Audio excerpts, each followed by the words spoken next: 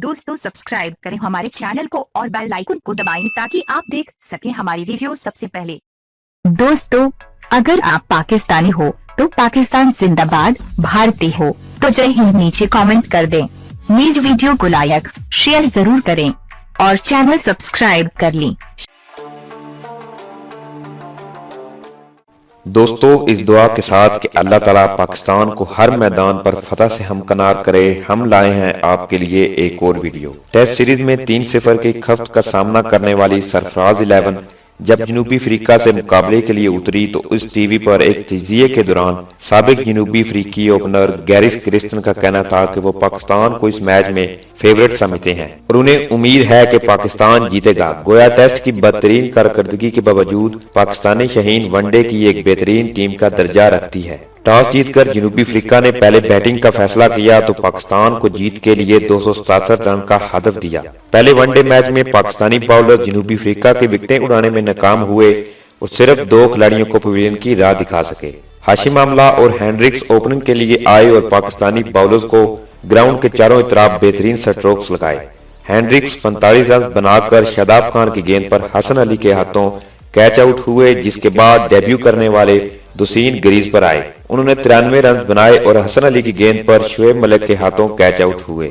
जनूबी अफ्रीका की जानिब से तीसरे नंबर पर बैटिंग के लिए आने वाले डेविड मिलर 16 रन के साथ नॉट आउट रहे, जबकि ओपनर हाशिम आमला ने 108 रन की शानदार इनिंग खेली। पाकिस्तानी बॉलर विकेट हासिल करने में खातरख्वाह कामयाबी हासिल न कर सके, जिसके बायस जनूबी अफ्रीका ने 2 विकेटों के नुकसान पर 266 रन बनाकर पाकिस्तान को जीत के लिए 267 रन का टारगेट दिया। पाकिस्तान की इनिंग का आगाज टेस्ट सीरीज में तनकीद का सामना करने वाले इमाम उल हक और फखर जमान ने किया। पाकिस्तानी ओपनर ने इनिंग का आगाज पूरे इत्मीनान तरीके से किया। जनूबी अफ्रीका को पहली कामयाबी उस वक्त मिली जब चैंपियन ट्रॉफी 2017 के फाइनल से शोहरत पाने वाले फखर जमान 23 बात पर 25 रन बनाकर 9वें ओवर में कैच आउट हो गए। इसके बाद बैटिंग के लिए पाकिस्तान के विराट कोहली का नाम पाने वाले बाबर आजम आए। बाबर आजम और इमाम उल हक ने बहुत शानदार बैटिंग का मुजाहरा करते हुए जनूबी अफ्रीकी बॉलर को खुलकर शॉट खेले और दोनों ने दूसरी विकेट की शराकत में 94 रन बनाए। बाबर आजम अपनी निसफ सेंचुरी न बना सके और 49 रन बनाकर क्लीन बोल्ड हो गए। आज की पाकिस्तानी इनिंग की खास बात इमाम उल हक की शानदार बल्लेबाजी है,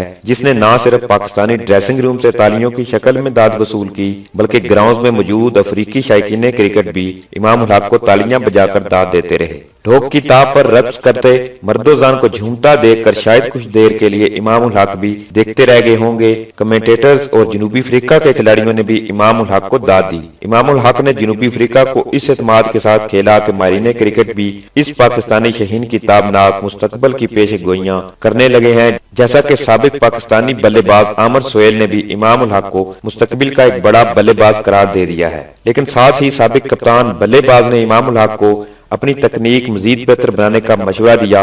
लेकिन हमारा मशवरा है कि इमाम उल हक को अपना टेम्परामेंट पर भी तवज्जो देनी चाहिए और खुद को एक लंबी इनिंग के लिए हमा वक्त तैयार रखना होगा। टेम्परामेंट की कमी की वजह से ही आज वो एक नाकस शॉट खेलकर 86 रन बनाकर कैच आउट हो गए और एक यकीनी सेंचुरी न बना सके। तो दोस्तों इसी के साथ हमें इजाजत दें, आपसे मिलते हैं अगली वीडियो में। पाक फौज जिंदाबाद, पाकिस्तान जिंदाबाद।